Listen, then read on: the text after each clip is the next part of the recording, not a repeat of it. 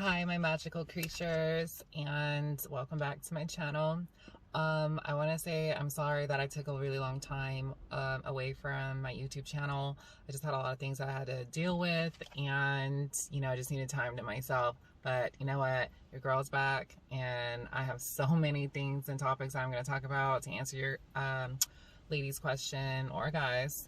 And yeah, so today's topic is going to be about trans girl dating guideline. So I'm going to tell you the different types of guys that I've encountered and my other girls have encountered, and what guys to stay away from, and what type of guys that I kind of feel like they are for the trans community.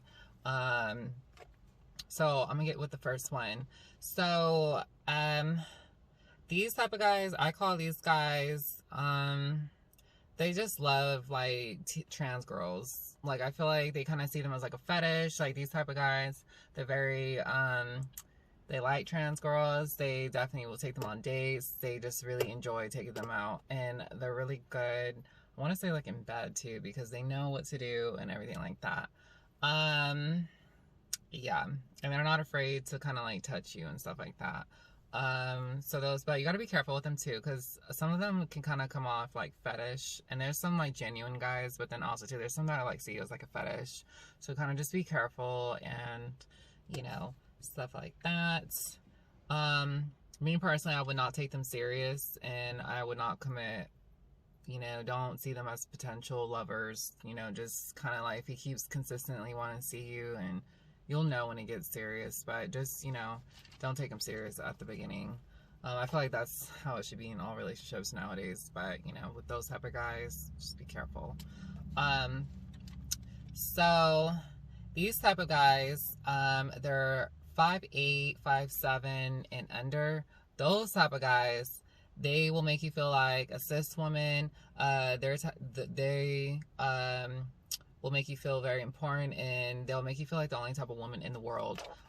So with that being said, guys that are like 5'8", 5'7", I know in my encounter, they like the tallest guy was like 5'8". I mean, I've dated a guy too that was around 6 feet, but I feel like that was very rare. But I feel like I noticed a lot of guys that are like shorter than me.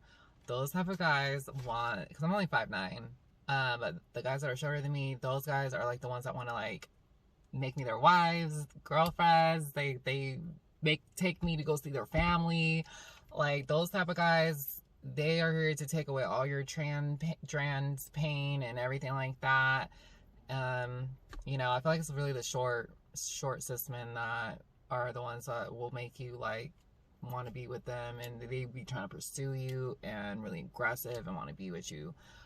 Those type of guys are definitely the ones that will make you feel like a cis woman. So the next type of guy I want to talk about is the DL guy. Yes. So those type of guys, they treat you amazing, but behind closed doors. Like they don't want to be seen with you in public. A lot of these guys, the DL guys, they will be mostly like indoors. They don't want to go out. They won't let you see their friends, family, none of that.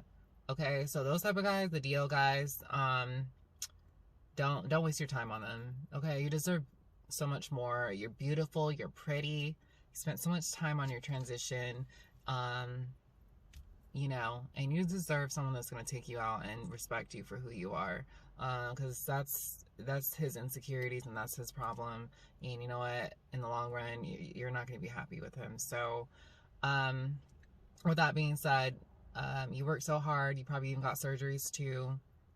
You deserve to go out in public with your dude. So yeah. So the next type of guy I want to talk about is the sexualizer. So he's like, I want to say he's like a sexualizer plus curious guy. Wants you but won't touch you down there, if you know what I mean. And also too, he still wants to see you. And also, I feel like the curious / sexualizer guy, those type of guys, I want to say, like, you have to be understanding on their end too, because they've never been with a woman like you, and they do want to be with you and stuff like that, but they're just scared to kind of, it just depends on you. If you really want to be with this guy and that guy makes you so much happy, you know, then, you know, you're gonna have to work with him. But I mean, me personally, I'm just like, if you're not comfortable, you know, with what I have down there, I just feel like, then, you know, I just think maybe I'm not your cup of tea, you know, stuff like that. But you know, I have, you know, I mean, honestly, I've had my post-op surgery, so of course dating has been a little bit different for me, and I will make a video on that, on post-op trans girls. But back when I had a peen, I would call it, this is kind of was my experience. So just want to put that out there. So the next type of guy is the talker. This one, he will talk to you and not even meet up with you. So right then and there, I would cut it off. Like, I know on a lot of dating apps and stuff like that, I would put that, you know, I'm T, or, you know, in the conversation when me and him get really, like, I really like this guy, I'll just tell him, like, hey, by the way, I'm trans. So these type of guys, like, they'll still talk to you and they still want to strike a conversation, but these type of guys, they will never want to meet up with you. They'll say, yeah, we'll meet up and all this stuff, and then on the day that y'all are supposed to meet up, he doesn't even show up. Cut him off and don't ever talk to me again. Because those type of guys, they'll try to make up a lie, excuse me, oh, my car broke down, or my phone, da-da-da-da-da. Well, then you should have told me way before this, you know, because now I'm looking at you crazy. So, yeah, sis, cut that one off. The talker, don't mess with them. So I want to say, like, what else? So the apps to use that I use are the Tammy app. Timey, I think that's what it's called. I don't really like that app because you have to pay. But I mean, I met some guys off of there. Also Tinder, I got banned from Tinder, but that's a story. That's another story time video. And then OkCupid, I met some guys off of OkCupid. And then Bumble. Bumble's okay. I don't really like it because you have to be the one to talk to them, and then, you know, kind of like 9 times out of 10 when you put trans in your bio, they really don't want to, like, have nothing to do with you.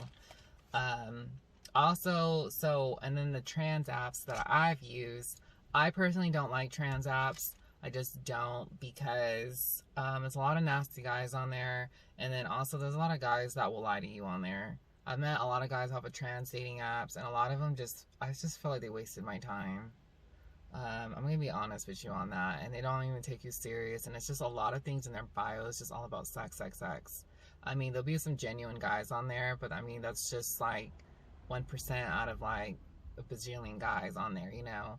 And then also on top of that too, a lot of the guys are like usually older, like in their 50s, and they be trying to like contact me and stuff, and I'm like, no, I'm good, you know? Not against anyone that dates older people, but I mean, I just feel like 50, that's a little much. Yeah, so I feel like this kind of sums up the video for that. If you guys have any more questions on the type of guys that are in the trans community, that like if you're trans and you want to know more info, just leave any questions down below in the comments and I'll definitely answer them.